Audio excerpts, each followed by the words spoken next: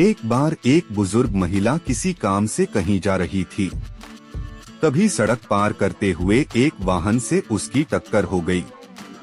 गाड़ी के टकराने से महिला बेहोश होकर नीचे गिर गई और वाहन चालक मौके से फरार हो गया।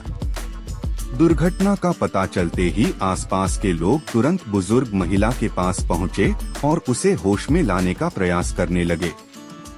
सड़क पर इकट्ठा हुई भीड़ को देखकर वहां से गुजर रहा शेख चिल्ली भी वहां पहुंचा। उसने देखा कि एक वृद्ध महिला सड़क पर बेहोश पड़ी हुई है और कुछ लोग उसे पानी के छींटे मार रहे हैं। वहीं कुछ लोग उसके हाथ पांव पकड़े हुए हैं तो कुछ हवा लगा रहे हैं। महिला को घेरे कुछ लोग उसे अस्पताल पहुंचाने के लिए वाहन का बंदोबस्त करने के लिए कह रहे थे, जबकि कुछ लोग उसे ज्यादा चोट न लगी होने की बात कहकर वहीं होश में लाने की कोशिश करने की बात कह रहे थे।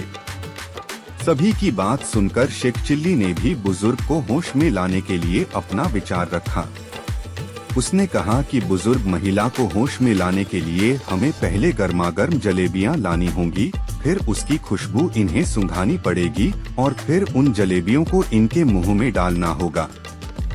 शेख ने आगे कहा कि जलेबियां मुंह में जाते ही इस बुजुर्ग महिला को जरूर होश आ जाएगा। शेख अपनी बात कहकर चुप हो गया, लेकिन किसी ने उसकी बात पर गौर नहीं किया। वहीं दूसरी ओर बेहोशी का नाटक करने वाली उस बुजुर्ग महिला ने शेख की बात सुन ली थी। वह जलेबियां खाने के लालच में यूं ही आंखें मूंदे पड़ी रही। जब काफी देर तक किसी ने शेख चिल्ली की बात पर गौर नहीं किया तो बुजुर्ग महिला से सब्र नहीं हुआ और वह उठते हुए शेख चिल्ली की ओर इशारा कर कहने लगी कि कोई इस भले आदमी की भी राय सुन लो और जलेबियां ले आओ। बुजुर्ग महिला की बात सुनकर सभी चौंक गए। सभी ने गुस्से भरी निगाहों से उस महिला की ओर देखा और उसे भला बुरा कहकर अपने अपने रास्ते चले गए।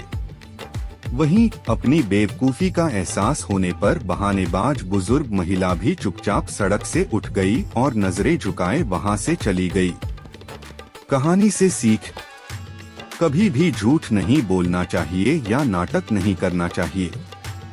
ऐसा करने से हमेशा दूसरों से तिरस्कार ही मिलता है।